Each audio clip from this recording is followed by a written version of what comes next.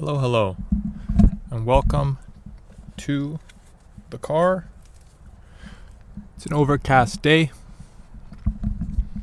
There are little drizzles of rain creeping into the car. Today, the story in discussion, once again, a Borges story, is Three Versions of Judas by Jorge Luis Borges. Now, Borges he was an Argentinian writer, quite prolific in short stories in the early and mid 20th century. And the book that I'm reading from is Andrew Hurley's translation, his collected fictiones. And his stories, as I've spoken about them before, they often engage with similar themes of time, themes of memory, and as well as themes of text and literature itself, how literature changes and evolves. And it's for this reason that he has a sort of postmodern element to him. He seems like a very much both in modernism and in postmodern. He engages with many postmodern literary tricks, we can say, such as the use of a lot of footnotes, fictitious footnotes that don't really exist, authors that don't exist. And that's very apparent in Three Versions of Judas. So the short story starts with a quote. There's a quote by T.E. Lawrence, popularly known as Lawrence of Arabia, from his 7 Pillars of Wisdom. And the quote is, "There seemed a certain degradation." Messed up that quote. "There seemed a certainty in degradation." That was from his 7 Pillars of Wisdom. Now, Three Versions of Judas is about a scholar, a fictitious, I believe it's a Swedish or Norwegian scholar, I don't know if it's specified, called Niels Runeberg. And he's described as someone who would have been a heretic in the early days of Christendom. He would have been looked on as very heretical, and he would have been in one of the he would have been part of one of the Gnostic sects. However, in the 20th century, early 20th century, he's confined to being an academic, a sort of bumbling academic. That being said, he is described as a deeply religious man. What he does as far as his work is not just academic pomp and sort of attempting to engage with more academic discourse and produce more discourse for universities. It's very important to this character of Niels Runeberg, this question of Judas and how he relates to Christianity, Christ, and the larger message of redemption. So first he writes a book in Three Versions of Judas. The first book, Christus och Judas, which is, I'm not sure if this is Norwegian or Swedish, Christus och Judas, but Christ or Judas, I think is what that translates to. It basically espouses the theory that Judas's betrayal was not a random act, but predetermined, with its own mysterious place in the economy of redemption. And he goes on to say, Judas sensed Jesus' secret divinity and his terrible purpose. The Word had stooped to become mortal. Judas, a disciple of the Word, would stoop to become an informer, and to dwell amid inextinguishable flames. So in this first version that Niels Runeberg puts out, it's a similar theme as to many Gnostic texts. The Gospel of Judas, for example, a gospel that was recently uncovered, which is a Gnostic gospel, espouses the idea that Judas had an understanding of Christ's mission, and that Judas had the only real true understanding of Christ's mission, or the closest understanding to the truth of Christ's mission, as opposed to the other disciples. And he understood that he had to sacrifice Jesus in order to fulfill his role in the greater story of Christianity. So that's the message of Niels Runeberg's first edition of Christus o Judas. So this is a very Gnostic message. And Borges wrote this before the Gospel of Judas was truly uncovered. Now, as far as the Gospel of Judas, it was discovered in the 1980s, and it was only published in the 2000s. However, even though Borges would not have read the Gospel of Judas, he may have heard about it, because there are older texts that have been preserved that mention the Gospel of Judas, that basically mention its heretical elements and try to combat them. So there is a chance that Borges may have been familiar with this. Borges definitely was familiar with many Gnostic texts and Gnostic writings, and he would have been familiar with that thread of the relationship between Judas and Jesus, how there is a sort of mystery within it, especially as it relates to the scene in the Last Supper, in which Jesus seemingly intimately mentions to Judas right in his face that you are the betrayer, you are going to betray me. And this creates a sort of spiritual link between Jesus and Judas.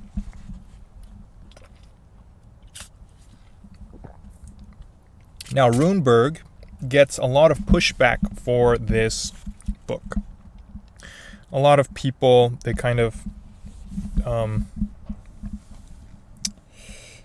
they bring forth refutations, and they accuse him of all kinds of heresy.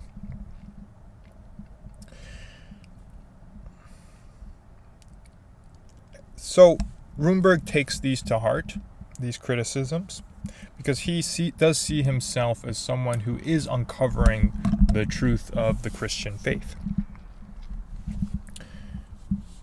And he rewrites the book, taking in some of these criticisms,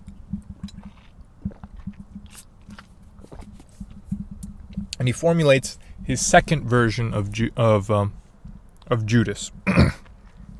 And in his second version of Judas, he sort of doubles down on this in an even more intense way. And he says that these acts that Judas did were in some ways an exact opposite, a disavowing of Christ's spiritual message. And in this intense, hyperbolic, I think is the word that's used, in this hyperbolic disavowal of Christ, this sort of spiritual denial, Judas chose sins unvisited by any virtue, which was the abuse of confidence and betrayal. So he believed himself to be unworthy of being good. Judas sought hell because joy in the Lord was enough for him. He thought that happiness, like goodness, is a divine attribute which should not be usurped by men. So Judas debased and mortified the spirit. He committed the greatest of spiritual sins.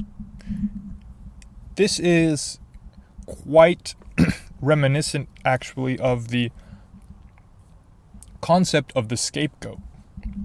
Now, in Judaism and Christianity and Islam as well, in cultures pretty much in which the scapegoat ritual is engaged with, this ritual actually requires 2 goats. So there is to be 1 goat that is to be sacrificed on an altar, and its blood is meant to sort of cleanse and rejuvenate the lives of and wash away the sins of all of its those present, all of the worshippers. So there's to be 1 goat that is to be sacrificed, and its blood is supposed to cleanse and purify the followers of this ritual.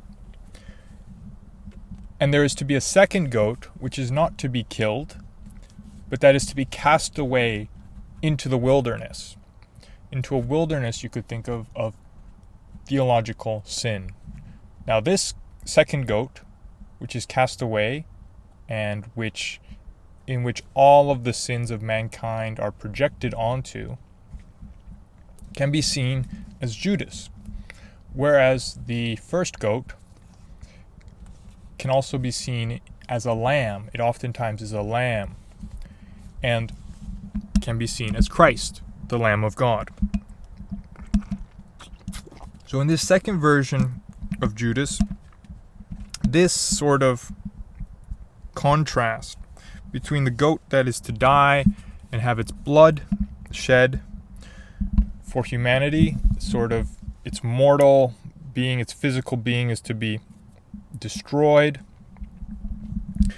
and the 2nd goat, whose sort of spiritual meaning is so debased, is so impure and cast away into a sort of wilderness of theological sin, that version would be Judas, which also bears similarities to the previous version of Judas, or Gnostic themes in which Judas is, the relationship of Judas is described.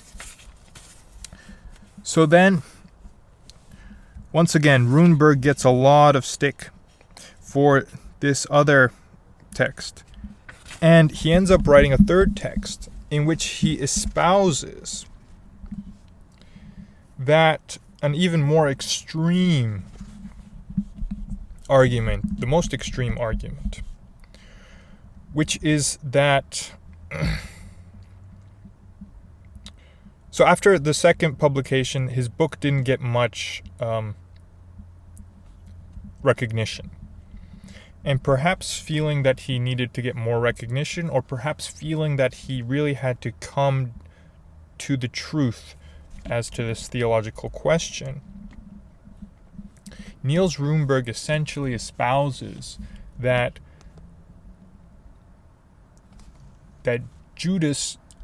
God actually became Judas. So, in explaining this, let me go through this text. So, as Borges says, to limit his suffering to the agony of 1 afternoon on the cross is blasphemous. Thinking about that is perhaps a bit true.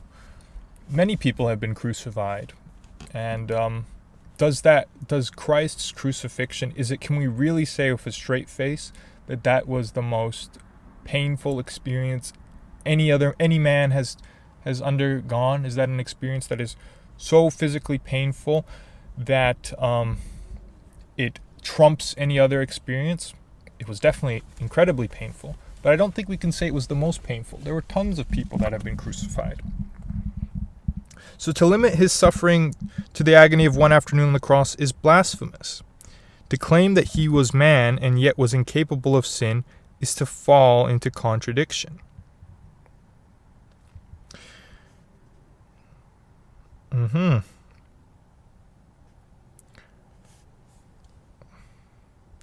So, God was made totally man, later on he says, but man to the point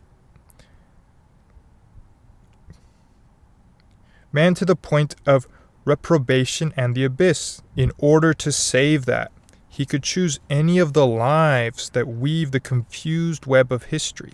He could have been Alexander, Pythagoras, or Rurik, or Jesus. He chose an abject existence. He was Judas. So, God choosing to have the true sacrifice would be for him to claim that, would be for him to be able to sin and to be condemned to damnation. So basically, in making himself the most engaged with the most suffering, the most damnation throughout history, God made himself Judas, is what Niels Runeberg goes into proposing. So an incredibly heretical and crazy unraveling of this story. Now, God did not want his terrible secret spread throughout the earth. So just as many of the prophets sort of came into awe, went crazy, lost their minds through religious revelation, Runeberg feels that he is being met with divine curses, as he had stated the true name of God. He had revealed the terrible name of God. So eventually, Niels Runeberg wanders the streets of Malmö, so it is Sweden, crying out for a blessing that he be allowed to share the inferno with the Redeemer. And then he dies of a ruptured aneurysm a few years later.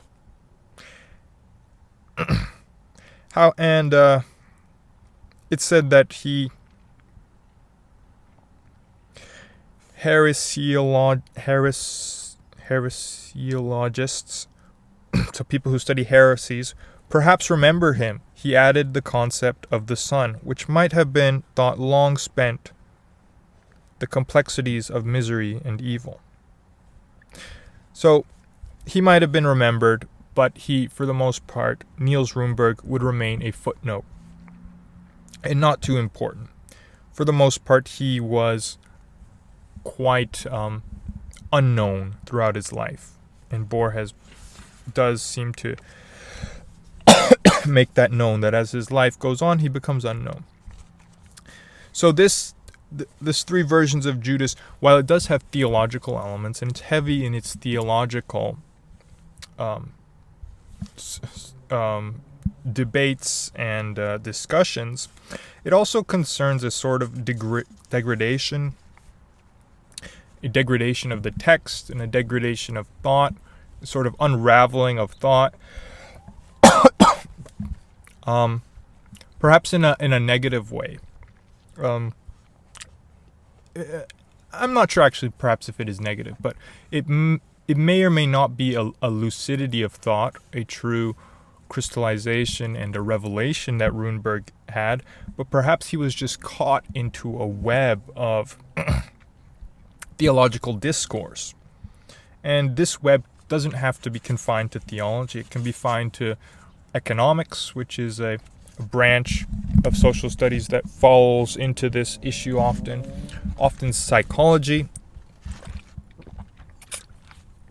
This sort of over-analysis, but also this expansion of thought, which can be interesting and beneficial, but can lead to heretical, often absurd thoughts, such as this preposition that Runeberg brings up.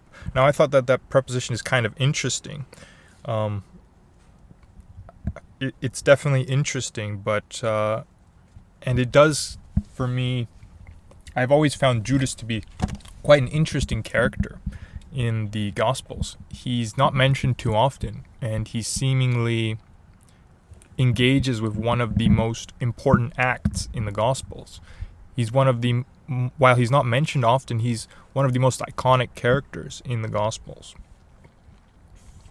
And I wrote a short article on this called "The Many Faces of Judas: which in some ways takes a bit of inspiration from Borges' Three Versions of Judas, in which I try to analyze Judas through different lenses, whether it be through him as a traitor, through him as a revolutionary. If you'd like to read that, the article is down in the description.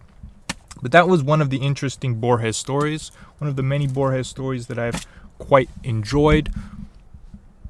And yeah, that's it.